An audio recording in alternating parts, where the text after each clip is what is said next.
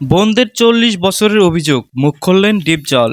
পৈতৃক সম্পত্তি নিয়ে একই পরিবারের ভেতর থেকে উঠেছে গুরুতর অভিযোগ। জনপ্রিয় চলচ্চিত্র অভিনেতা ও নির্মাতা মনোয়ার হোসেন ডিপজল সহ পরিবারের ৩ ভাইয়ের বিরুদ্ধে দীর্ঘদিনের সম্পত্তির থেকে বঞ্চিত রাখা, ভয়ভীতি প্রদর্শন এবং জানমালের নিরাপত্তাহীনতার অভিযোগ এনেছে পরিবারের ৪ বোন। গত বৃহস্পতিবার ৪ ডিসেম্বর রাজধানীর গণমাধ্যমে মুখোমুখি হয়ে তারা জানান, প্রায় ৪০ বছর ধরে বাবার সম্পত্তিতে নিজেদের প্রাপ্ত অংশ থেকে বঞ্চিত তারা।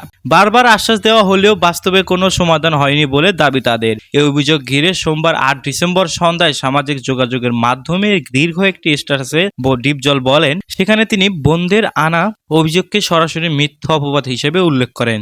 তার ভাষায়, আল্লাহ সবকিছুই উত্তম বিচারক। ফেসবুকে স্ট্যাটাসে ডিপজল লেখেন, সম্প্রতি তার কয়েকজন বোন উদ্দেশ্যপ্রণোদিতভাবেই তার বিরুদ্ধে ভুল তথ্য ছড়িয়েছেন। তিনি স্পষ্ট করে জানান, এই বক্তব্যের উদ্দেশ্য কাউকে ছোট করা নয় এবং তার বিরুদ্ধে তৈরি হওয়া ভুল ধারণা সত্য তুলে ধরা। মামলার আইনি জবাব তিনি আদালতে দেবেন বলে উল্লেখ করেন। সো ভিউয়ার্স, আপনি কি মনে করেন এই বিষয়ে তা জানিয়ে কমেন্ট করতে পারেন আমাদের কমেন্ট বক্সে।